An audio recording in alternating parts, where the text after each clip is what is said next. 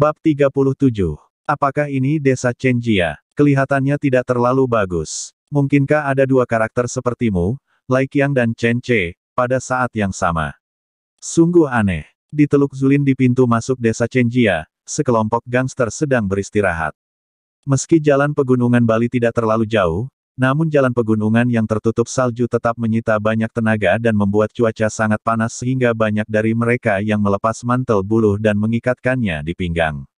Ada cukup banyak orang dalam kelompok bajingan ini. Pemimpinnya tentu saja adalah Li Hu, dan ada wanita lain yang sangat kuat dan memegang tongkat di tangannya. Dia adalah orang kedua yang bertanggung jawab atas Gunung Langya dan wanita kuat yang sangat terkenal di kota Xinyu. Dia adalah tangan kanan Serif yang baru. Artinya, bandit wanita. Melihat ototnya dan senjata tongkat gada yang dia gunakan, terlihat jelas bahwa dia luar biasa. Bahkan Li Hu, bajingan terkenal di kota Xinyu, sangat stres saat menghadapinya. Apakah kamu yakin dia ada di sini? Tempat sialan ini kelihatannya tempat yang buruk. Apakah orang kaya akan tinggal di sini? Dabanggu, nama wanita bos kedua Gunung Langya ini, memandang Li Hu dan yang lainnya dengan curiga.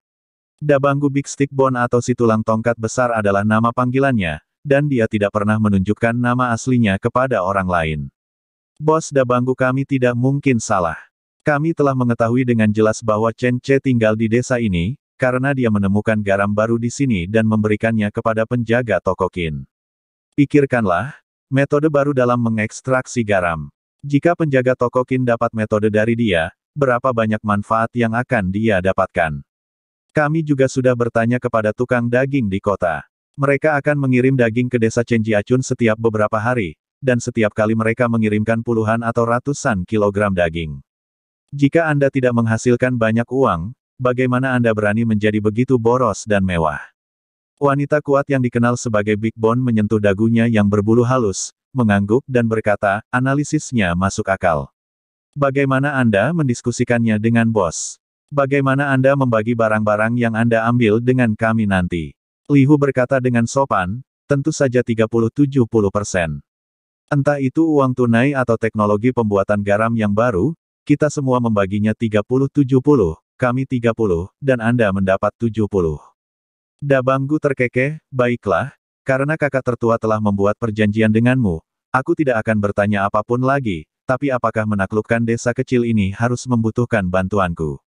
Li Hu melambaikan tangannya, tentu saja tidak, mereka hanya sekelompok penduduk desa. Bos besar memintamu datang ke sini hanya untuk membantu mengawasi kami. Kamu bisa menonton dan melihat bagaimana kami mengajari orang-orang udik ini. Li Hu mengatakannya dengan sopan, tapi hatinya tersayat-sayat berdarah dengan pembagian yang disepakati. Setelah akhirnya menunggu penjaga toko Qin yang merepotkan keluar, dia tidak bisa mengekspresikan dirinya dengan bebas sama sekali. Alasannya sederhana, karena Serif yang dia temani akhir-akhir ini adalah bos bandit dari Gunung Langya. Jika Anda ingin menjadi adik seseorang yang berkuasa, Anda harus membayar 70% dari seluruh hasil rampokan, tidakkah Anda mau membayar? Haha, bos Gunung Langya adalah yang tameng pertama diletakkan di atas kepala para bajingan ini.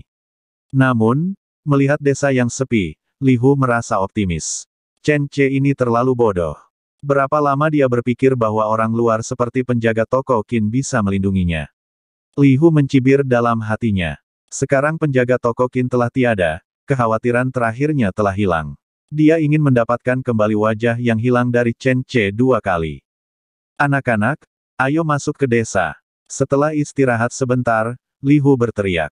Oke, para gangster bersiap-siap dengan penuh semangat, dan senjata di tangan mereka terus mengetuk bambu. Yang mereka bawa kali ini bukanlah tongkat, melainkan belati, pisau panjang, dan cambuk. Mereka berencana memberi pelajaran pada Chen Che dan yang lainnya. Tidak ada yang menganggap serius Chen Che sama sekali, begitu pula, tidak ada yang menganggap serius penduduk desa di sini. Satu-satunya orang yang mereka takuti adalah pedagang garam, penjaga toko Qin. Kini setelah pedagang garam pergi, apa yang bisa dilakukan oleh para petani udik ini?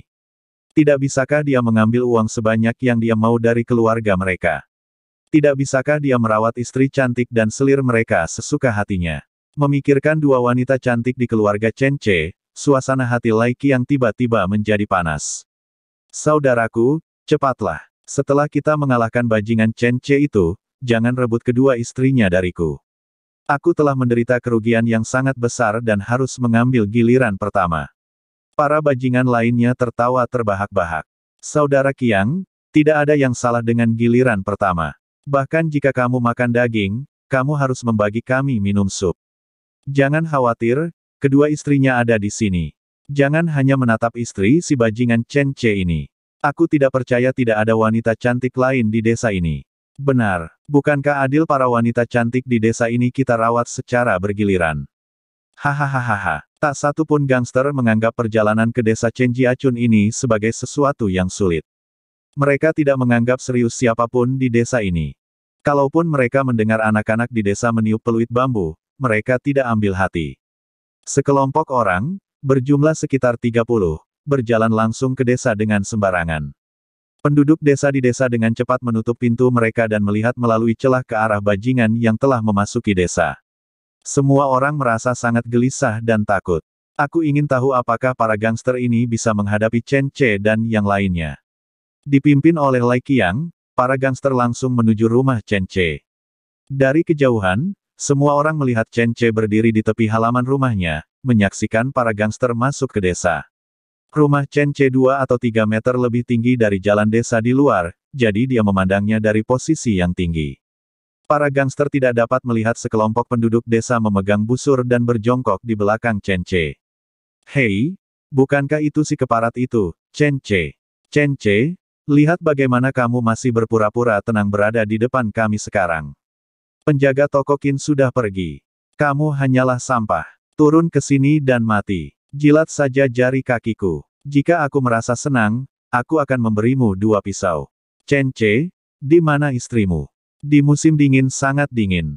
Mintalah mereka keluar dan menemani saudara-saudara kami.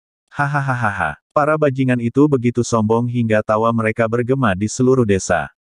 Mereka masih agak jauh, dan Chen Che tidak membeberkan perintah apapun kepada tim pengawal. Dia berdiri di sana dengan tangan di belakang punggungnya, dengan tenang menunggu para bajingan ini maju. Li Hu, Lai Qiang, jika kamu meninggalkan desa sekarang, aku masih bisa berpura-pura tidak terjadi apa-apa. Jika kamu berani mendekatiku lagi dan mencoba menyakitiku dan keluargaku, aku akan membuatmu mati jelek. Petik 2. Suara Chen Che mencapai telinga orang-orang ini kata demi kata. Semua bajingan itu berhenti, lalu kamu menatapku, aku melihatmu, dan kemudian terdengar ledakan tawa yang besar. Hahaha, aku tertawa terbahak-bahak. Aduh, aku takut sekali, hahaha. Idiot, apa yang kamu lakukan? Ingin menakuti kami seperti ini? Bodoh sekali. Bunuh kami. Hanya kamu. Hahaha. Para gangster sepertinya telah mendengar lelucon besar. Li Hu juga merasa geli dan berkata kepada Dabanggu, mungkin anak ini telah bergaul dengan pria bernama Qin selama 2 hari, lalu dia mengira dia adalah sosok hebat, dan dia bisa membunuh kita. Haha. Dabanggu mengerutkan bibirnya dengan jijik, lalu kenapa kamu berbicara omong kosong padanya? Ayo naik dan pukul dia sampai mati. Dia meletakkan tongkat berat di bahunya, menyingkirkan beberapa bajingan, dan berjalan menuju Chen Che. Para gangster khawatir dia akan memimpin, jadi mereka semua menahan tawa mereka dan bergegas menuju Chen Che dengan penuh semangat dan cepat. Tep, tep, orang di depan sudah memasuki jarak 10 meter. Tapi yang di belakang masih jaraknya 30 meter. Li Hu hanya berjarak 30 meter, dia tidak terburu-buru, dia ingin menunggu saudara-saudaranya melampiaskan amarahnya sebelum dia perlahan-lahan naik untuk pamer. Namun, saat ini, Chen Che berteriak keras, tim 1, bersiaplah. Tong Dalei dan anggota tim pertama lainnya bergegas keluar dari belakangnya, berbaris, dan mengarahkan panah mereka ke orang-orang ini. Mereka mencari musuh sendiri, mengunci target, dan hanya menunggu perintah Chen Che. Setelah Chen Che menunggu lebih dari 1 detik, dia berkata, lepaskan. Desir, desir, desir. Anak panah dari kedua belas anggota tim terbang seolah-olah bebas. Putaran pertama, putaran kedua, putaran ketiga. Panah 5 putaran dimiringkan secara langsung. Bab 38. Dogma yang diyakini Chen Che adalah saya tidak akan menyinggung perasaan orang lain kecuali mereka menyinggung perasaan saya. Tidak apa-apa jika Anda tidak mengambil tindakan. Sekarang mereka ada di sini, tidak ada kemungkinan rekonsiliasi. Bunuh dan jangan biarkan mereka pergi. Haha, jika kamu memiliki mentalitas Dewa Suci ini, tidak akan lama lagi mentalitas orang lain akan kembali. Jika Anda tidak mengambil tindakan, itu saja. Sekali Anda mengambil tindakan, Anda harus memberantasnya. Oleh karena itu, strategi Chen Ce untuk semua orang adalah setiap anggota tim harus menembakkan semua anak panah di tubuh musuh. Saat ini, beginilah cara semua orang berlatih. Setiap kali Anda menembak, Anda langsung mengosongkan kotak panah, jadi sekarang pada dasarnya adalah refleks terkondisi selama Anda mendengar kata, lepaskan, Anda akan membuang semua anak panah. Desir, desir, anak panah itu menembus udara, lalu semuanya menembus tubuh para bajingan ini. Para gangster melakukan beberapa kesalahan fatal, antara lain meremehkan musuh, maju gegabah, dan cuaca terlalu panas saat berjalan di jalan pegunungan, sehingga setelah memasuki desa, mereka justru melepas jaket kulit mereka. Hal ini pun mengakibatkan anak panah tajam dengan mudah menusuk langsung ke tubuh mereka tanpa halangan apapun. Darah langsung keluar, dengan cepat mewarnai salju putih menjadi merah. Jeritan pun terdengar kali ini, bukan dari satu orang, melainkan dari rangkaian jeritan. Setelah Lai Qiang terkena beberapa anak panah, dia berteriak dan merangkak keluar. Bukankah ini desa pegunungan kecil tempat dia dibesarkan? Bukankah penduduk desa di sini sangat sederhana dan mudah ditindas? Kapan mereka menjadi begitu tidak berperasaan? Senjata apa yang mereka pegang? Mengapa kecepatan begitu cepat? Mengapa ketika anak panah ditembakkan ke tubuh, rasanya sangat sakit? Lai Qiang menggunakan seluruh kekuatannya untuk merangkak. Dia ingin melarikan diri dari sini. Dia tidak pernah begitu takut dengan desa Chenjia yang akrab namun asing ini seperti sekarang ini. Satu-satunya yang sudah memasuki jarak 10 meter dan masih berdiri hanyalah wanita si tongkat besar. Wanita ini memiliki semangat bertarung yang kuat. Ketika dia mendengar Chen Ce berteriak, dia merasakan ada yang tidak beres. Ketika dia melihat penduduk desa dari tim pengawal berdiri untuk menembak, dia segera menangkap seorang bajingan dan menjadikan tameng untuk memblokir titik-titik vital. Meski hanya terkena panah di bagian betisnya, namun panah tersebut langsung menembus kakinya. Dia mengertakkan gigi, mematahkan anak panah itu, dan kemudian melarikan diri sekuat yang dia bisa. Sambil melarikan diri, dia berteriak pada Li Hu yang tercengang, lari, idiot, di mana penduduk desa biasa katamu itu? Kamu sialan. Wanita itu sangat marah. Dia awalnya mengira mereka adalah sekelompok penduduk desa yang bodoh. Siapa sangka mereka begitu galak dan menggunakan gerakan membunuh dengan cara yang tidak masuk akal sama sekali. Melihat wanita ini memarahinya dengan tidak jelas, betis Li Hu mulai bergetar. Pada akhirnya, dia hanyalah seorang bajingan. Bahkan jika dia telah membunuh orang, dia belum pernah melihat pemandangan berdarah seperti itu. Adegan ini seperti medan perang membuatnya terdiam. Bahkan jika dia ingin melarikan diri, kakinya tidak mau menurutinya. Namun, sebelum dia sempat bereaksi, orang-orang di tim utama sudah berbaring dan mulai mengisi anak panah baru. Orang-orang di tim kedua berdiri di bawah perintah Chen Ce. Tim kedua, bersiap, lepaskan. Tanpa ragu, seluruh anggota tim kedua secara refleks membidik musuh dalam jarak 20 meter. Wanita si bos kedua yang sangat kuat juga ditembak jatuh di ronde ini. Setidaknya 3 anak panah tertancap di pantatnya, yang membuatnya melolong kesakitan, seperti serigala.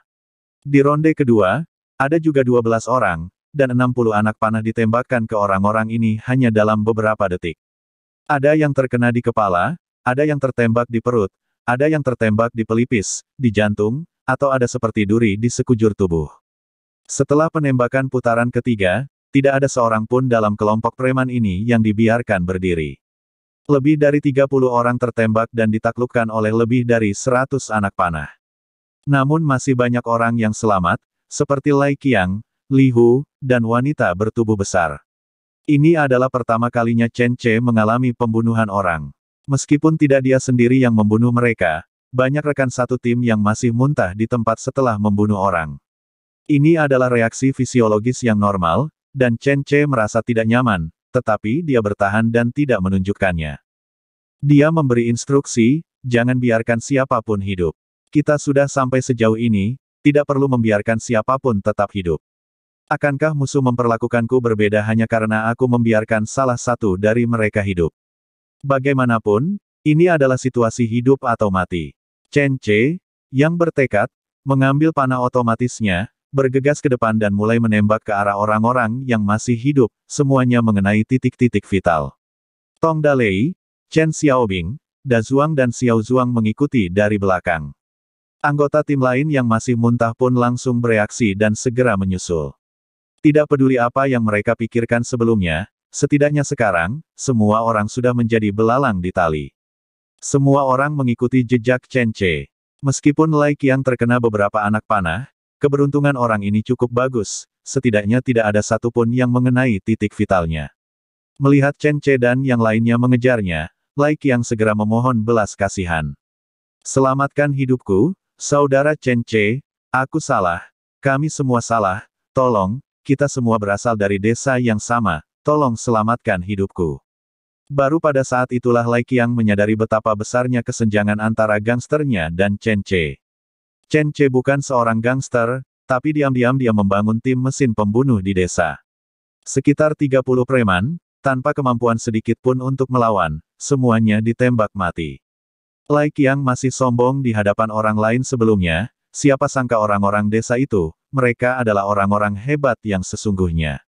Menghadapi bajingan yang telah menghina dirinya dan istrinya berkali-kali, Chen Ce tidak bisa merasakan simpati sama sekali, mengarahkan panah ke arahnya, dan kemudian menembak tanpa ragu-ragu. Dari jarak dekat, sebuah anak panah menembus leher Lai Qiang. Lai Qiang tidak bisa lagi berbicara, dia bahkan tidak bisa bernapas, dia menutupi lehernya yang tertembak dan berjuang dengan kekuatan terakhirnya. Tapi itu sia-sia, dia hanya merasakan kekuatannya hilang sedikit demi sedikit, dan cahaya di depannya dengan cepat menghilang. Tanpa melihatnya lagi, Chen Ce melompati bajingan itu dan berjalan menuju Li Hu. Li Hu sedang sekarat. Dia tidak seberuntung Lai Qiang. Dia tertembak di bagian vital dan hanya memiliki satu nafas tersisa. Kamu luar biasa. Siapa sangka orang sepertimu akan muncul di tempat di mana burung tidak sudi buang air besar. Setelah Li Hu selesai berbicara, dia meninggal. Chen Ce mencibir, tetapi menembakkan panah lain ke bagian vitalnya untuk mencegahnya berpura-pura mati. Yang terakhir adalah seorang wanita yang sangat kuat dan menakutkan. Jika seseorang dengan rambut di sekujur tubuhnya bisa dianggap wanita, maka yang ini benar-benar berbeda, terlihat seperti monster. Jangan bunuh aku, jangan bunuh aku. Aku bos kedua Gunung Langya. Bos pertama kami sekarang adalah serif kota kita. Jika kamu membunuhku, dia tidak akan membiarkanmu pergi. Ketiga anak panah terakhir Chen Ce dimasukkan ke dalam tubuhnya. Wanita tidak wajar itu ditembak mati di tempat. Serif baru. Apakah dia sebenarnya bandit dari Gunung Langya? Benar-benar tidak terduga. Chen Ce mengetahui bandit dari Gunung Langya. Mereka adalah sekelompok orang pelanggar hukum yang sering turun gunung untuk merampok pedagang yang lewat. Bahkan ada catatan penjarahan di kota. Namun siapa sangka pemimpin mereka ternyata menjadi serif baru kota. Namun, ketika keadaan sudah sampai pada titik ini, kita tidak bisa mundur lagi. Kakak Lei, Xiaobing, Da Zuang, bersihkan medan perang. Ya, semua orang mematuhi perintah Chen Ce dan mulai membersihkan medan perang. Pertama-tama, semua anak panah pada orang-orang ini telah diambil dan masih dapat digunakan. Lalu ada pakaian orang-orang ini yang harus dilucuti dan dibakar. Adapun perak dan barang-barang lain yang mereka miliki, harus dikumpulkan dan dibagikan secara merata.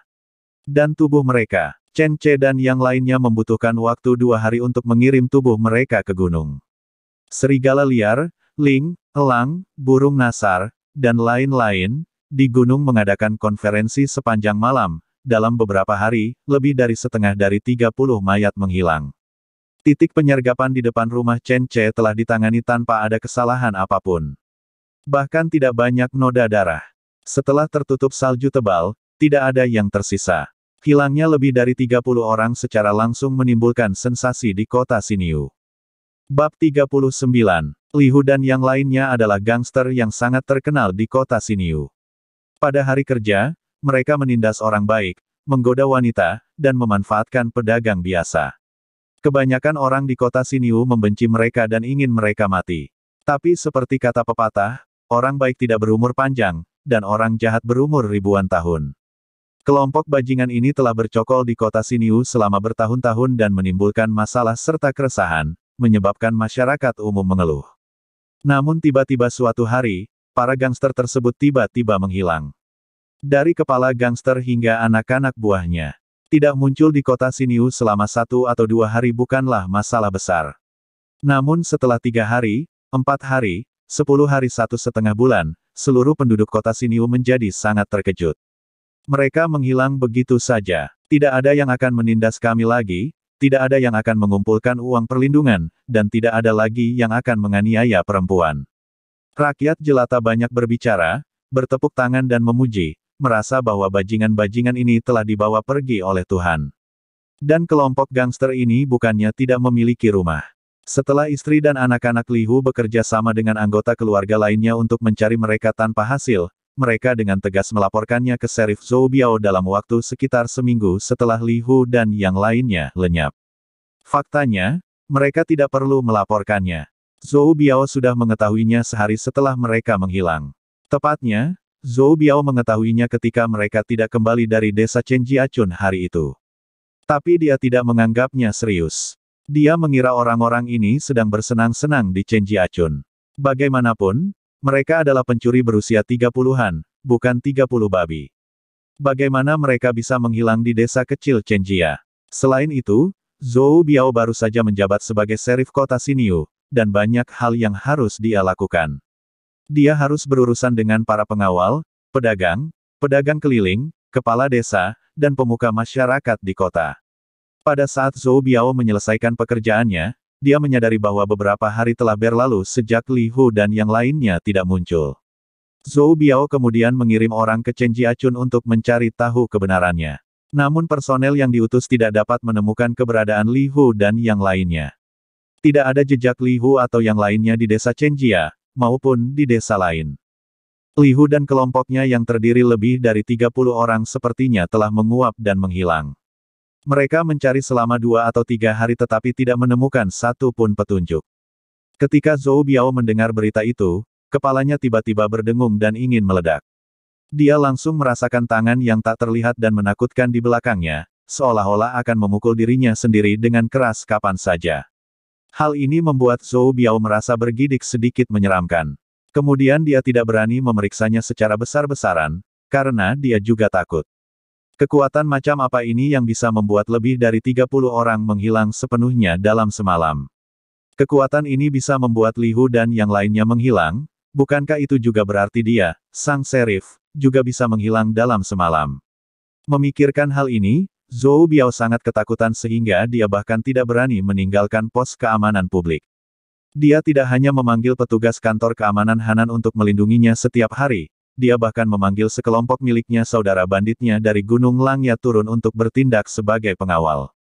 Meski langkah ini bertentangan dengan gengsinya sebagai penguasa Gunung Langya. Namun antara gengsi dan kehidupan kecilnya, Sheriff Zhou masih dengan tegas mengikuti kata hatinya. Anggota keluarga Li Hu dan yang lainnya terus membuat keributan, terus-menerus meminta Zhou mengirim orang ke Chenjiachun untuk memeriksa apakah Li Hu dan yang lainnya telah ditahan oleh penduduk desa yang berani itu. Setelah Zhou Biao mendengar ini, dia segera meminta seseorang untuk memukuli anggota keluarga yang membuat masalah. Serif, di mana suamiku? Tidak peduli di mana Li Hu dan yang lainnya menghilang, mereka pasti menghadapi situasi yang sulit. Anda ingin saya, Zhou Biao, menyelidiki musuh yang dapat membuat lebih dari 30 orang menghilang. Biarkan aku memeriksa suamimu. Tidak mungkin untuk menyelidikinya. Oleh karena itu, di kota Siniu, masalah ini perlahan menjadi tenang. Dan di Chenjiachun, pada awalnya masyarakat desa masih sangat gugup dan takut. Meskipun sebagian besar penduduk desa tidak melihat pembunuhan tersebut, tapi permohonan dan jeritan Li Hu, Lai Qiang dan lainnya sebelum mereka meninggal dapat terdengar di seluruh desa. Penduduk desa sangat ketakutan sehingga mereka tidak keluar selama 2 atau 3 hari berturut-turut. Anak-anak yang ingin bermain akan ditangkap, digantung, dan dipukuli oleh orang tuanya. Kamu mau mati? Siapa yang berani keluar dan bermain saat ini? Namun ketika beberapa penduduk desa memberanikan diri untuk keluar, mereka mendapati segalanya telah kembali tenang. Ketika seseorang punya nyali untuk bertanya kepada Chen Che, atau Chen Xiaobing, Tong Dalei dan lainnya tentang berita tentang para bajingan itu, mereka semua mengatakan hal yang sama, saya belum pernah melihat mereka, saya tidak tahu. Fokus utamanya adalah bertanya dan tidak mengetahui. Bagaimanapun, begitulah cara Chen Che mengatur nada bicaranya kepada penduduk desa. Tidak peduli siapa yang bertanya, mereka jawab tidak tahu. Chen Ce sangat khawatir pada awalnya. Membunuh lebih dari 30 orang secara langsung, ini merupakan tindak kejahatan dimanapun. Tapi sampai pada titik ini, Chen Ce hanya bisa bersikap kejam dan menangani masalah ini secara menyeluruh sampai akhir. Dia telah mengambil keputusan. Jika orang-orang dari kantor polisi kota datang ke desa untuk menyelidiki saat ini, mereka juga akan membunuhnya. Mereka yang terbunuh semuanya akan disingkirkan. Kemungkinan terburuknya, Chen Jiachun akan berubah menjadi desa pegunungan misterius dan menakutkan yang tidak boleh didekati oleh siapapun. Chen Ce bahkan berencana membuat beberapa legenda hantu, seperti membawa legenda legendaris Heizugou ke desa Chenjia. Secara eksternal, desa Chenjia dikatakan kadang-kadang dipenuhi kabut tebal. Jika ada orang luar yang masuk secara tidak sengaja, mereka akan tersesat dalam kabut dan menghilang. Beginilah cara orang seperti Li Hu menghilang. Untuk membuatnya lebih menegangkan, tambahkan beberapa cerita tentang tentara Yin yang melintasi perbatasan, dan Anda dapat mendengar langkah kaki tentara di dalam kabut. Selama legenda ini menyebar, orang lain pasti tidak akan datang ke desa Chenjia dengan mudah di masa depan. Namun hal itu juga akan berdampak besar pada bisnis masa depan Chen Ce. Oleh karena itu, Chen Ce tidak akan menggunakan trik ini kecuali benar-benar diperlukan. Fakta membuktikan bahwa Chen Ce masih sangat menghormati kepala polisi baru, Sheriff Zhou Biao. Sheriff Zhou bahkan tidak datang ke desa Chenjia untuk memeriksa secara langsung. Dia baru saja mengirim beberapa orang untuk menanyakan situasinya, dan Chen Ce mengirim beberapa penduduk desa untuk mengusir mereka. Sekali lagi kuncinya jika ditanya, jawabannya, saya tidak tahu, saya belum melihatnya, yang penting tutup mulut. Penduduk desa masih bungkam dan tidak berani berbicara omong kosong. Hal ini disebabkan oleh kepedulian Chen Ce yang luar biasa terhadap mereka, serta kekejaman Chen Ce dalam membunuh lebih dari 30 orang tanpa berkedip. Berita di kalangan penduduk desa sangat tinggi, dan beberapa orang mulai mengatakan bahwa Chen Ce adalah seorang pembunuh yang turun ke bumi. Untuk memantapkan reputasinya di kalangan penduduk desa, mendapatkan kepercayaan mereka, dan mencegah mereka berbicara omong kosong, hal itu juga meningkatkan kohesi seluruh desa dan menjadi satu kesatuan yang berkualitas. Chen Ce membuat keputusan yang bertentangan dengan leluhurnya. Pada hari ke-7 setelah pembunuhan itu, Chen Ce tiba-tiba memanggil seluruh desa dan mengadakan rapat umum. Dalam pertemuan tersebut, Chen Ce menjelaskan dua hal kepada penduduk desa. Hal pertama yang dia akui kepada penduduk desa bahwa dia telah dikaruniai bakat oleh Tuhan dan telah diwariskan banyak ilmu oleh Tuhan, mengaku sebagai murid kaisar. Misalnya, garam buluh yang membuatnya kaya. Chen Ce juga menceritakan kepada semua orang kisah bagaimana dia mendapatkan pot emas pertamanya dengan memperdagangkan garam buluh dengan pedagang garam. Penduduk desa tertegun sejenak dan berseru tak percaya. Namun, Luo Sanshan dan Qiu Yaur terlihat sadar di wajah mereka, mengatakan bahwa tidak heran suami mereka memiliki perbedaan yang sangat besar setelah kepalanya terbentur saat itu. Segera setelah itu, Chen Ce menunjukkan kepada semua orang sesuatu tentang salah satu bakat sebagai murid kaisar. Misalnya, busur tangan, busur majemuk, aritmatika, aksara Cina yang disederhanakan, dan tanda kutip. Dia langsung mengoceh 300 puisi Tang, dan hanya beberapa puisi terkenal, yang membuat takut penduduk desa yang tidak memiliki pengetahuan sama sekali. Bahkan anak laki-laki tertua di desa, yang diakui sebagai orang paling berpengetahuan di desa, terkesan dengan bakat Chen Ce. Dia dengan belak-belakan mengatakan bahwa kecuali murid kaisar yang dikaruniai Tuhan, tidak mungkin ada orang berbakat seperti itu. Kepala desa awalnya tidak setuju dengan Chen Ce dan yang lainnya karena membunuh pejabat. Bahkan setelah membunuh Li Hu dan yang lainnya, kepala desa tua terus mengatakan bahwa itu adalah dosa dan bahkan mendorong Tong Dalei dan yang lainnya untuk menyerah. Namun setelah ini, dia percaya bahwa Chen Ce adalah murid kaisar atau dewa, dan semua yang dia lakukan disukai oleh Tuhan. Semuanya menjadi masuk akal dan dia tidak pernah menyebutkan meminta Chen Ce untuk menyerah. Ini juga memberi Chen Ce warna yang lebih misterius. Dan kemudian, hal kedua yang dilakukan Chen Ce membuat penduduk desa mulai bersatu dengan Chen Ce. Setelah mengumumkan bahwa dia adalah murid kaisar, dia mempelajari banyak sekali ilmu dengan berkah surga. Chen Ce mengumumkan hal kedua. Dia akan membuka sekolah di desa dan mengajari semua anak di desa ilmu suci yang dikaruniai Tuhan secara gratis. Begitu berita itu keluar, seluruh desa segera membawa anak-anak mereka dan bersujud kepada Chen Ce. Bab 40. Dunia ini sangat aneh. Jika Anda mengatakan Anda adalah orang kaya dengan kekayaan bersih ratusan juta, orang lain mungkin iri dan berkata, "Oh, kamu kaya sekali." Jika Anda mengatakan bahwa Anda adalah murid kaisar yang diridhoi Tuhan dan telah mendapat ilmu dari Tuhan, semua orang akan menganggapnya misterius, iri, dan berpikir bahwa Anda begitu hebat sehingga Anda benar-benar disukai oleh Tuhan. Namun bila Anda mengatakan ingin menularkan ilmu tersebut kepada anak-anak di desa tanpa syarat dan gratis, betapapun acuh tak acuhnya penduduk desa, mereka akan segera menurunkan anak mereka dan bersujud sebanyak 3 kali kepadanya. Meski sudah lama berlalu, Chen Ce masih mengingat adegan itu dengan sangat jelas. Saat ia memastikan akan mengajarkan ilmu kepada anak-anak secara gratis, kegembiraan dan antusiasme di mata penduduk desa benar-benar berbeda dari sebelumnya. Pengetahuan, itu adalah hal yang paling berharga di dunia. Ada juga sekolah di kota Xinyu, tetapi biaya sekolahnya sangat mahal. Biaya sekolah setidaknya beberapa tael perak setahun.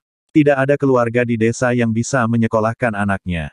Apakah mereka tidak mau? Mereka tidak punya uang. Setiap tahun, setiap orang berusaha sekuat tenaga untuk membayar pajak tahunan di akhir tahun dan bertahan hidup. Di mana saya bisa mendapatkan uang untuk menyekolahkan anak saya? Padahal, semua orang tahu bahwa anak-anak yang bersekolah sama sekali berbeda dengan orang biasa. Semua orang tahu bahwa bersekolah adalah jalan menuju kesuksesan, dan merupakan langkah awal bagi masyarakat miskin untuk mengubah keadaan. Namun kenyataan memaksa masyarakat untuk menyerah. Biaya sekolah yang mahal dan perlengkapan sekolah yang sama mahalnya sudah cukup untuk menghalangi 99,9% keluarga biasa. Dalam keadaan inilah seorang pria yang diwarisi dari Tuhan dan merupakan murid kaisar berdiri dan berkata bahwa dia bersedia mengajarkan keterampilannya kepada semua anak secara gratis. Bagi penduduk desa Chenjia, keputusan ini merupakan kejutan besar seperti gunung berapi yang meletus dan naga bumi yang terbalik. Mereka sangat gembira, lalu mereka semua menggendong anak-anak mereka dan membungkuk kepada Chen Ce. Chen Ce tidak ragu-ragu dan menerimanya dengan tenang. Di era ini, status Raja Langit dan Bumi serta tuannya adalah sama. Maksudnya itu apa? Dengan kata lain status langit dan bumi, kaisar, orang tua, dan guru adalah sama. Chen Ce bersedia menjadi guru anak-anak, yang setara dengan menjadi ayah kandung mereka. Tidak hanya anak-anak saja yang harus sangat dihormati, bahkan orang tua dari anak-anak tersebut juga harus sangat dihormati. Setelah malam itu, Chen Ce secara resmi diabadikan di altar oleh penduduk desa dan menjadi eksistensi transenden di desa Chenjia. Dengan status dan keutamaan, penduduk desa berhak langsung menikmati candi leluhur. Tentu saja Chen Ce tidak hanya berbicara. Manfaat menjadi guru bagi anak sudah jelas. Pertama-tama, manfaat yang paling terlihat adalah setelah dia meminta penduduk desa untuk berpura-pura tidak mengetahui hilangnya Li Hu dan lainnya, penduduk desa melakukannya tanpa berkata apa-apa. Siapapun yang bertanya, penduduk desa akan selalu berkata, "Saya tidak tahu, saya belum melihatnya." Bahkan jika orang lain menawarkan manfaat, penduduk desa hanya akan tertawa polos dan menyatakan bahwa mereka belum pernah melihat atau mengetahuinya. Apakah Anda bercanda? Manfaat apa yang lebih baik daripada membiarkan anak Anda sendiri mempelajari jalan orang suci? Itulah ilmu yang diturunkan oleh Tuhan, dan dia adalah murid kaisar. Kemuliaan yang menggemparkan ini bahkan kuburan leluhur nenek moyang kita pun mengeluarkan asap hijau. Bagaimana bisa dibandingkan dengan kehidupan beberapa orang kecil yang nakal? Sekarang jangan katakan bahwa Anda meminta penduduk desa untuk merahasiakannya. Bahkan jika Anda meminta mereka untuk membunuh para bajingan itu, mereka tidak akan ragu sama sekali. Ini semua tentang anak-anak. Perilaku mempertaruhkan segalanya untuk masa depan seperti ini mungkin merupakan ekspektasi terdalam masyarakat. Anak-anak di desa itu tidak sedikit. Di desa yang berpenduduk lebih dari 400 orang, sepertiganya berjumlah lebih dari 130 orang. Namun, usia anak-anak itu berbeda-beda, ada yang baru berusia 3 atau 4 tahun, ada pula yang berusia 15 atau 16 tahun. Ukurannya berbeda-beda, namun tingkat ilmunya sama. Pada hari pertama sekolah, Chen Ce menyalakan petasan untuk merayakan dimulainya sekolah. Sekolah mereka berada di lapangan terbuka ruang penyimpanan, semua siswa keluar dari rumah masing-masing dengan bangku kecil dan berbaris, yang pendek duduk di depan dan yang tinggi duduk di belakang. Chen Che membangun platform di depan, dengan lebih dari selusin papan kayu dipaku di belakang platform, dan kemudian menggunakan arang untuk menghitamkan semuanya. Setelah menghitam, Anda bisa menggunakan kapur putih untuk menulis di papan tulis. Meskipun demikian, pendidikan pencerahan relatif sulit dan rumit. Tapi Chen Che agak menikmatinya. Walaupun ukuran anak berbeda-beda, untungnya mereka tidak bodoh, dan tidak ada siswa yang tidak bisa diajar. Saat mengajar para siswa, para orang tua membentuk kelompok gelap di sekitar sekolah karena penasaran. Chen Che tidak takut dengan panggung dan mempresentasikan rencana pembelajaran yang telah dia siapkan satu persatu. Pada awalnya tidak lebih dari mengajari mereka membaca dan belajar angka. Dengan banyaknya siswa, tidak mungkin semua orang bisa mempelajari hal-hal tingkat lanjut, namun mempelajari dasar-dasarnya relatif mudah, bisa mengerjakan matematika sendiri, dan bisa membaca huruf. Di penghujung hari, Chen Che mengajarkan beberapa kata dan mengajari semua orang angka dari 0 hingga 9. Sekembalinya ke rumah, anak-anak tersebut langsung dites oleh orang tuanya. Kapanpun ini terjadi, ada orang yang senang dan ada pula yang sedih. Siswa yang telah belajar dengan baik dan dapat menjawab setiap pertanyaan yang diajukan oleh orang tuanya dengan sendirinya akan dipuji oleh orang tuanya. Adapun bagi yang belum tahu apa-apa, orang tuanya sudah mempelajarinya, namun siswanya belum mempelajarinya. Wajar saja, mereka terlebih dahulu menyantap daging goreng dengan rebung, lalu membawanya ke rumah Chen Che bersama telinga mereka terangkat, dan berlutut di salju untuk meminta nasihat guru. Kapanpun ini terjadi, Chen Che akan mengajarinya lagi dengan detail dan sabar. Jika Anda bisa mempelajarinya, semua orang akan senang, tetapi jika Anda tidak bisa mempelajarinya, Anda tidak akan malu untuk meminta bantuan Chen Che. Chen Che tidak memaksa semua orang untuk mempelajarinya. Karena jumlah siswanya sangat banyak, wajar jika ada yang tidak dapat mempelajarinya. Selain siswa, orang tua juga ikut belajar. Misalnya, Tong Dalei dan Chen Xiaobing belajar lebih serius dibandingkan siapapun. Chen Che tentu saja tidak akan keberatan mereka belajar.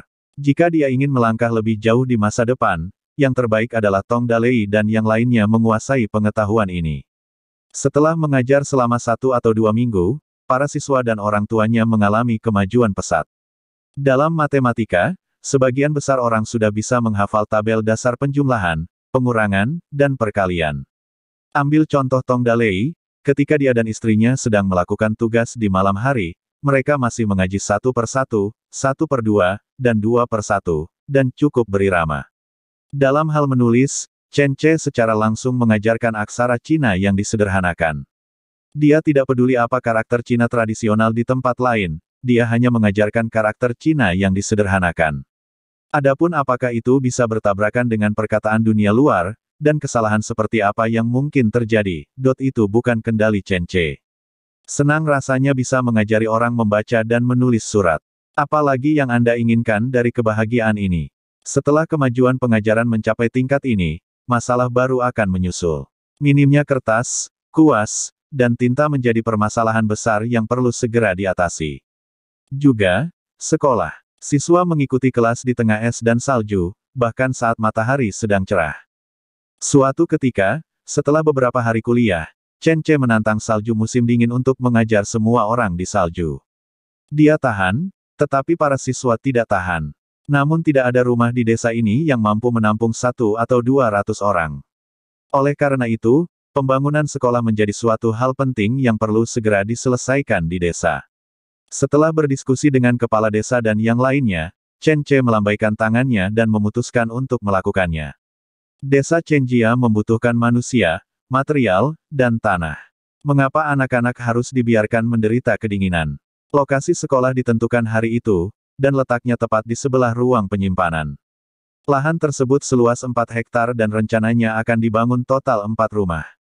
Selain sekolah induk, juga terdapat 3 sekolah cabang. Pertama ilmu hitung, kedua sastra, dan ketiga fisiologi. Itu fisika. Itu tentu saja literatur yang lebih maju, berbicara tentang ilmu membangun jembatan, mengaspal jalan, dan membangun rumah. Sekolah ini dirancang oleh Chen Che dan dibangun bersama oleh seluruh desa. Investor yang berkontribusi tidak banyak. Chen Che menyumbang 100 tael dan bertanggung jawab atas makanan para pekerja. Kalau soal upah, tidak ada. Setiap rumah tangga memiliki beras dan gabu, dan betapapun pelitnya Anda, Anda tidak akan berani gegabah dalam hal ini. Istri Liu San yang pelit pergi ke komune yang dikelola oleh Chen Ce karena dia ingin mengurangi setengah kilogram biji-bijian berkualitas tinggi. Liu San menamparnya beberapa kali ketika dia pulang untuk waktu yang lama, dia masih menolak menerimanya. Apa yang dia katakan masuk akal, kamu wanita tua bodoh, kamu bahkan tidak berani membagi cukup makanan untuk membuka sekolah. Ini adalah aib bagi leluhur keluarga Liu saya yang lama. Saya beruntung tidak membunuhmu. Bab 41. Liu San adalah orang jahat dan penjudi yang pelit. Mungkin hanya sedikit lebih baik dari penghuni tubuh Chen Ce yang terdahulu. Selalu ada simpanan yang tidak bisa dibuka di rumah. Namun agar putranya dapat bersekolah dan memperoleh ilmu yang diberkati oleh Chen Ce, dia pun mengubah cara hidupnya. Dia tidak hanya tidak pernah berjudi lagi, tetapi dia juga mengabdikan usahanya dengan serius untuk membangun sekolah setiap hari. Tapi dia jelas tidak menyangka bahwa meskipun dia begitu serius, istrinya menahannya dan benar-benar kehilangan setengah kati makanan dari komune. Meskipun sepenuh itu bukan salahnya, hal itu tetap membuat Liu San merasa sangat malu di desa hingga dia mematahkan separuh gigi istrinya ketika kembali ke rumah. Antusiasme seperti ini membuat Chen Ce merasa sedikit terkejut. Untuk membuat seluruh desa berjalan lebih sempurna, Chen Ce memperkenalkan sistem komune. Komune adalah klub yang dimiliki oleh seluruh penduduk desa. 100 tael perak yang disumbangkan Chen Ce dibayarkan ke klub, dan 15 tael perak yang dia gunakan untuk membeli link terakhir kali. Setelah menghabiskan sebagian, sisa uangnya ada di kas desa. Makanan dan hal-hal lain yang dikumpulkan oleh penduduk desa juga diperhitungkan di rekening publik atau kas desa. Komune mempunyai manfaat, setara dengan tempat yang adil, terutama dikelola oleh kepala desa tua yang dihormati. Selain kepala desa, desa juga memilih 10 orang lanjut usia yang berakhlak baik dan bereputasi baik sebagai wali desa semacam aparat desa seperti Kaur, Kadus, RT dan lain-lain. Peran mereka adalah memberikan suara pada resolusi ketika timbul perbedaan pendapat, dan menjaga keadilan dan integritas komune. Misalnya saja pembangunan sekolah kali ini yang diputuskan.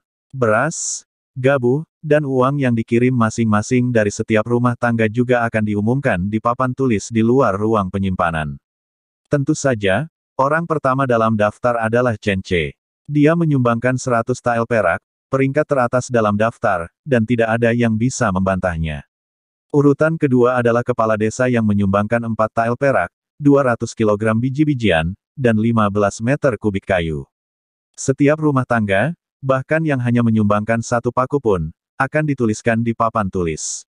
Oleh karena itu, ada 3 daftar yang tertulis di papan tulis. Penduduk desa dari setiap rumah akan datang setelah makan malam dan tersenyum seperti bunga ketika mereka melihat nama mereka di papan tulis. Terutama mereka yang berada di puncak akan sangat bangga. Dan beberapa dari mereka yang berada di bawah akan sangat sedih, dan pada saat yang sama memutuskan bahwa lain kali mereka menyumbangkan uang, mereka harus menyumbang lebih banyak. Pembentukan komune menunjukkan bahwa kohesi desa telah mencapai tingkat yang belum pernah terjadi sebelumnya. Tidak mungkin membentuk komune di desa manapun yang di antara penduduknya terdapat orang-orang baik yang takut dirugikan. Meskipun terdapat klub dan sistem administrasi desa, pesona pribadi dan popularitas Chen Ce pada dasarnya telah menguasai seluruh desa. Tidak ada seorang pun di desa yang tidak puas dengannya, dan Chen Ce pada dasarnya bertarung kemanapun dia menunjuk. Pembangunan sekolah berjalan lancar, dan operasional seluruh desa menjadi teratur. Para wanita, dipimpin oleh Luo Sanshan, memasak nasi dan teh untuk para pria. Laki-laki, pelajar, adalah badan utama bangunan, dan pelajar yang kuat memikul ubin, batu, dan tanah. Melihat struktur 3 dimensi yang perlahan terbentuk, Chen Ce perlahan mengerutkan kening. Itu terlalu idealis. Chen Ce menghela nafas diam-diam. Tidak ada masalah dengan pembangunan sekolah, dan gambar desainnya juga relatif detail. Tapi ada masalah lain. Bodi utama yang dibuat dengan cara ini baik-baik saja, tapi bagaimana dengan temboknya? Apakah masih perlu terbuat dari bambu? Lumpur kuning di dinding. Sebagai bagian penting dari pembangunan peradaban spiritualnya di desa ini, Chen Ce percaya bahwa dia tidak boleh terburu-buru. Jadi, dia memikirkan hal penting, buka tempat pembakaran dan panggang batu bata. Ketika memikirkan tentang membakar batu bata, hal lain terlintas di benak Chen Ce, membakar semen. Dulu, keluarga Chen Ce berasal dari daerah pedesaan. Ayahnya adalah seorang pembakar batu bata di sebuah pabrik batu bata ketika dia masih muda.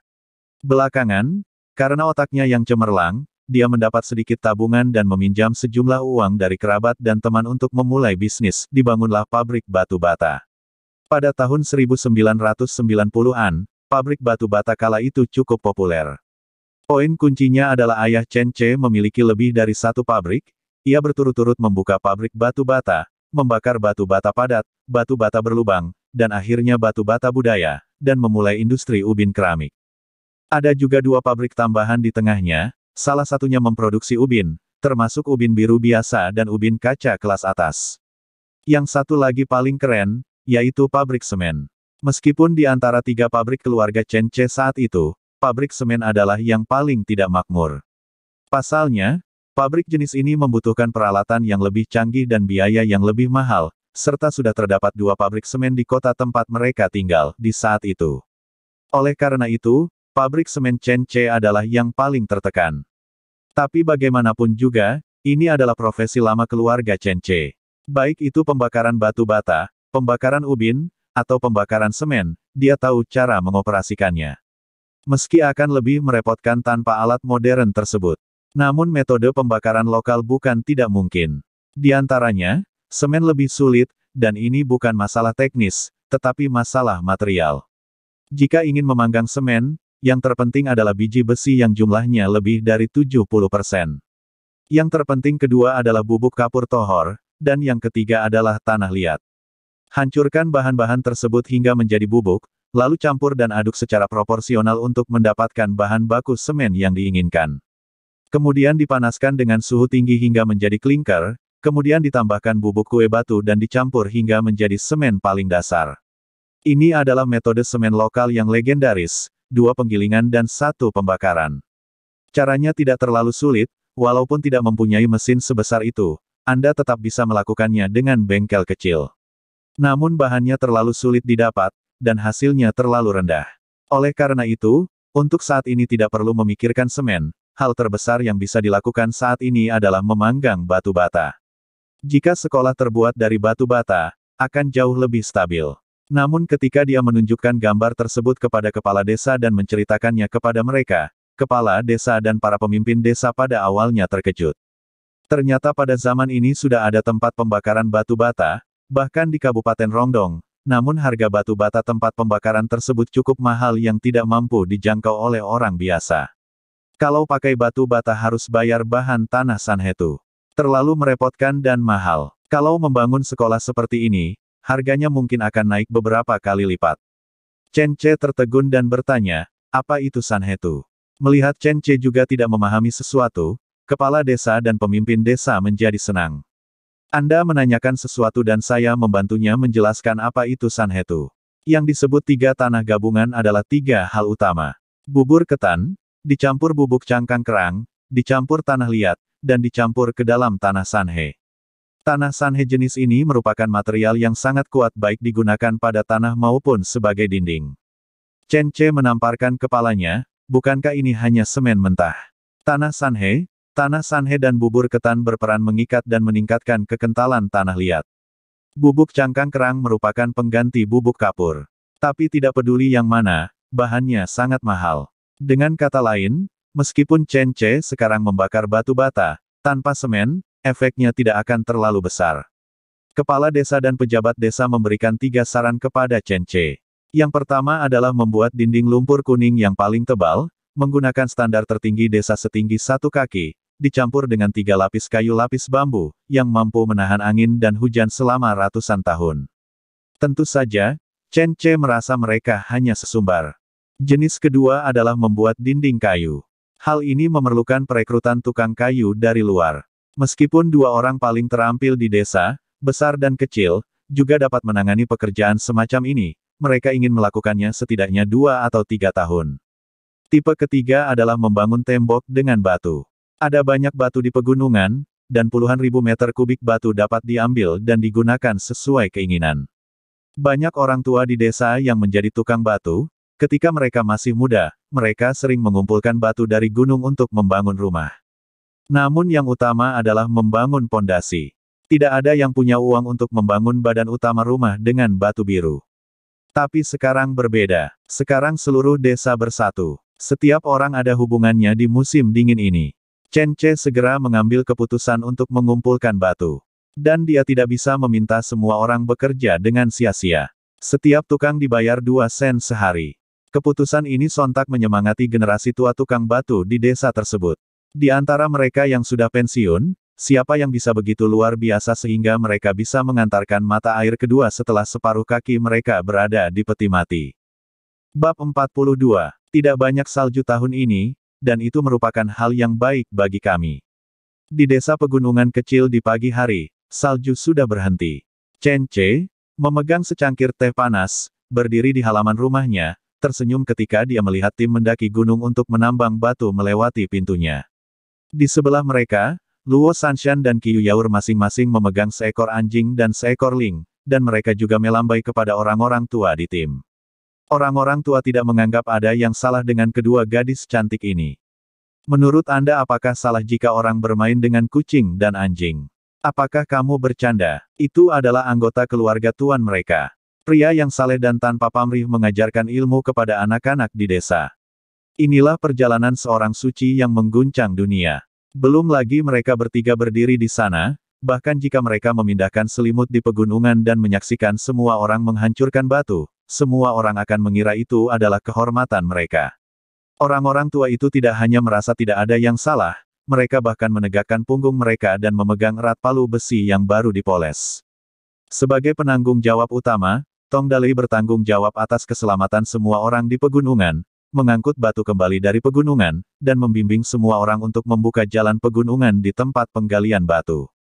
Ada 2 hal utama yang akan dilakukan Chen Ce di pegunungan pada tahun mendatang. Pertama, memetik daun murbei untuk memberi makan ulat sutera. Yang kedua adalah memetik buah anggur liar untuk membuat anggur. Oleh karena itu, jika jalan dibersihkan, transportasi akan mudah tahun depan. Jadi, di desa kecil yang terbelakang ini, ada pemandangan yang begitu harmonis. Di desa, terdengar suara anak-anak membaca dengan keras. Di puncak gunung terdengar terompet yang megah dan dahsyat serta suara penggalian batu. Kedua suara itu bergema satu sama lain, naik dan turun, masing-masing dengan kekuatannya sendiri. Sebagai seorang guru, Chen Ce meluangkan 10 menit setiap hari ketika pelajarannya berada pada tahap paling rumit, sehingga anak-anaknya dapat mendengarkan suara penggalian batu di gunung. Kau dengar itu? Itulah yang ayahmu harapkan darimu. Kamu harus mengingat setiap tetes keringat dan setiap tangis mereka. Kamu mungkin tidak mengerti maksudnya, tapi kamu harus mengerti, itulah yang diharapkan ayahmu. Cintanya untukmu. Beberapa anak di aula bingung, ada yang berlinang air mata, ada yang tidak mendengarkan, bahkan ada yang tidak peduli. Kapanpun ini terjadi, Chen Ce diam-diam akan memperhatikan anak-anak yang berperilaku tidak terduga. Orang-orang ini memiliki temperamen yang cerah dan pemberontak atau berbakat. Jika dimanfaatkan dengan baik maka akan menjadi bibit yang relatif bagus. Tapi mungkin juga menjadi seseorang seperti Lai Qiang. Di antara anak-anak, ada beberapa yang sangat diperhatikan oleh Chen Ce. Yang pertama adalah putra Xiao Zuang, Liu Yong, yang baru berusia 10 tahun, namun memiliki bakat aritmatika yang sangat tinggi. Sekarang dia sudah sangat paham dengan penjumlahan, pengurangan, perkalian dan pembagian. Chen Ce harus mengajari dia dan beberapa anak lain dengan bakat matematika yang baik setiap hari, mengajari mereka berbagai persamaan. Seperti kata pepatah, master memimpin pintu dan kultivasi bergantung pada individu. Chen Ce tidak dapat memprediksi seberapa jauh jangkauan orang-orang ini pada akhirnya. Lagi pula, jika Anda bisa mempelajari sesuatu seperti matematika, Anda bisa mempelajarinya. Jika Anda tidak bisa mempelajarinya, Anda tidak akan bisa mempelajarinya bahkan sampai mati. Ada juga putra Chen Xiaobing, Chen Wu. Anak ini terkenal dan memiliki keterampilan yang sangat baik. Pada usia 11 tahun, dia bisa bertarung sendirian dengan 3 atau 4 orang. Baik panah tangan Chen Ce atau busur majemuk, dia dapat menguasainya segera setelah dia mempraktikkannya. Keterampilan memanahnya jauh lebih unggul dari orang biasa. Tapi yang paling disukai anak laki-laki ini adalah melatih keterampilan kapak dengan Qiu Yaoer di belakangnya. Qiu Yaoer belum dilatih secara sistematis, dia tidak memiliki guru untuk mengajarinya, tetapi dia telah menemukan sendiri serangkaian keterampilan kapak. Dengan kata-katanya sendiri, 3 atau 5 pria besar tidak bisa mendekatinya dengan keterampilan kapaknya. Chen Ce tidak tahu apakah dia sedang membual, tapi sangat menyenangkan melihatnya memegang kapak dua sisinya dengan penuh semangat setiap hari. Anak ini Chen Wu mungkin sedikit jatuh cinta, dan dia mengagumi Qiu Yaoer yang cantik. Oleh karena itu, dia mendesak ayahnya Chen Xiaobing untuk menghabiskan banyak uang untuk membelikannya kapak bermata dua yang identik dan berlatih seni bela diri dengan Qiu Yaoer setiap hari. Apakah ini bisa berhasil? Bohong jika anak ini berlatih bela diri, tapi benar dia hanya ingin melihat istriku, kan? Chen Ce penuh kebencian terhadapnya. Kemudian, Chen Ce diam-diam memintanya untuk berlatih beban setiap hari, membawa batu untuk desa, lari jarak jauh 10 kilometer, dan mengajarinya pengetahuan teoritis tentang militer. Awalnya itu hanya untuk memberinya pelajaran dan membiarkan dia berhenti memikirkan istrinya. Jadi awalnya hanya ada Chen Wu, namun seiring berjalannya waktu, puluhan anak laki-laki tanpa sadar muncul di sekitar Chen Wu. Mereka semua adalah tipe anak berbadan besar yang sangat buruk dalam belajar dan tidak bisa belajar. Tidak masalah bagi orang tuanya. Menurut mereka, selama mereka belajar dengan Chen Ce, murid kaisar, baik itu berlatih bela diri atau belajar sastra, itu akan menjadi hal yang baik. Itu membuat Chen Ce terdiam. Pada akhirnya, Chen Ce hanya membuka kelas seni bela diri untuk mereka, dan mereka yang tidak bisa mengikuti semuanya datang. Secara keseluruhan, ada lebih dari 30 orang, baik pria maupun wanita. Perlu disebutkan bahwa ada anak laki-laki dan perempuan di sekolah tersebut. Pada awalnya, penduduk desa hanya mengizinkan anak laki-laki dari keluarga mereka sendiri untuk datang. Chen Ce berkata 2 kali bahwa baik pria maupun wanita boleh datang, namun mereka tetap mempertahankan konsep lama bahwa kurangnya bakat seorang wanita adalah suatu kebajikan. Baru setelah Chen Ce marah dan mengajari mereka kebenaran bahwa jika seorang wanita bisa menulis dan melakukan perhitungan, dia akan bisa menikah dengan keluarga yang lebih baik di masa depan. Mereka melepaskan kebiasaan feodal ini dan mengirim gadis mereka sendiri ke mempelajari.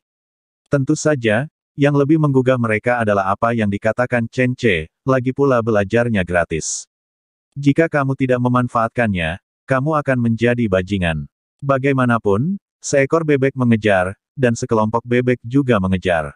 Bisa atau tidaknya Anda mempelajarinya tergantung sepenuhnya pada bakat Anda. Chen Ce tidak takut sama sekali. Sebaliknya, jika ada satu orang lagi, penduduk desa akan merasa lebih berhutang budi kepada mereka, dan kohesi seluruh desa akan semakin kuat. Hari-hari berlalu seperti ini, dan sekolah Chen Ce berkembang pesat. Hanya dalam beberapa bulan, siswa berbakat telah mencapai tingkat senior dan mulai mempelajari studi objek. Sedangkan untuk kelas seni bela diri, Chen Ce tidak perlu mengkhawatirkannya setiap hari. Qiu Yaoer akan mengajar atas namanya. Yang ingin diuji oleh Chen Ce adalah kebugaran fisik, daya tahan, keterampilan memanah, dan bahkan keterampilan berkuda. Kuda kiriman penjaga toko Qin menjadi favorit semua orang setiap hari. Kuda betina berwarna merah marun bernama kelinci merah kecil ini bermain dengan gembira bersama anak-anak setiap hari. Semua orang bekerja keras untuk mendapatkan rumput segar dan memberinya makan. Setiap kali ada pelajaran berkuda, Chen Ce akan meminta 2 anjingnya, Xiao Hei dan Xiao Bai untuk mengejarnya dari belakang.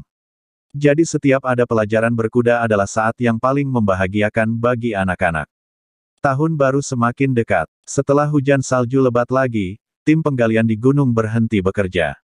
Sejumlah besar batu diangkut, dan para tukang batu mulai membentuk batu itu menjadi potongan-potongan panjang. Batu-batu sepanjang 1 meter 2 meter ini mulai dibangun menjadi dinding sepotong demi sepotong. Celah antar dinding benar-benar bisa mencapai tingkat jahitan yang legendaris. Tidak diperlukan perekat sama sekali, hanya diperlukan berat batu itu sendiri untuk membangun tembok setinggi 3 meter, dan sangat stabil sehingga tidak perlu khawatir akan terjatuh. Lagi pula, setiap batu ditempatkan secara terhuyung-huyung, dan terdapat celah struktur tanggam dan duri di antara sudut dan pilar kayu. Dengan begini, kecuali ada gajah yang menabraknya, rumah sekolah ini tidak akan runtuh selama 100 tahun. Sebelum tahun baru, penduduk desa telah membangun sekolah terbesar, yang langsung menjadi bangunan landmark seluruh desa Chenjia. Lebarnya 8 meter, panjang 22 meter, dan luasnya hampir 180 meter persegi. Rangka dan atapnya yang terbuat dari dinding batu dan kayu gelondongan dapat menampung lebih dari 100 anak di desa tersebut. Tanpa menyombongkan diri, bisa menampung 2 hingga 300 orang jika berdesakan. Apalagi rumah ini cukup kuat dan tidak takut sama sekali terhadap angin dan hujan. Batu itu berukuran panjang 1 meter dan lebar 80 cm, dan setiap potongannya memiliki berat ratusan kilogram. Batu pondasi yang mereka bangun sepertinya cukup aman. Hari ke-18 dari bulan lunar ke-12. Tahun baru semakin dekat. Serif mengirim seseorang untuk memberitahu desa bahwa besok giliran mereka datang ke desa Chenjia untuk membayar pajak. Sambil membayar pajak tahunan, pemilik tanah dari desa Chenjia akan datang untuk melunasi sewa mereka. Hal ini membuat banyak warga desa yang awalnya senang dengan pembangunan sekolah tiba-tiba menjadi murung. Setelah Chen Ce bertanya, dia mengetahui bahwa banyak orang masih menyewa tanahnya. Lebih dari separuh tanah di desa Chenjia adalah milik keluarga Liu Seng, pemilik tanah besar di Kabupaten Rongdong. Mereka harus membayar pajak tahunan ke pengadilan dan sewa tanah kepada tuan tanah, yang membuat banyak warga desa khawatir. Dan pada saat ini, seorang wanita yang mengenakan mantel bunga-bunga, yang tampak seperti bunga dan batu giok, namun memiliki wajah sedih memasuki desa. Ketika penduduk desa melihatnya, mereka semua terkejut. Bersambung.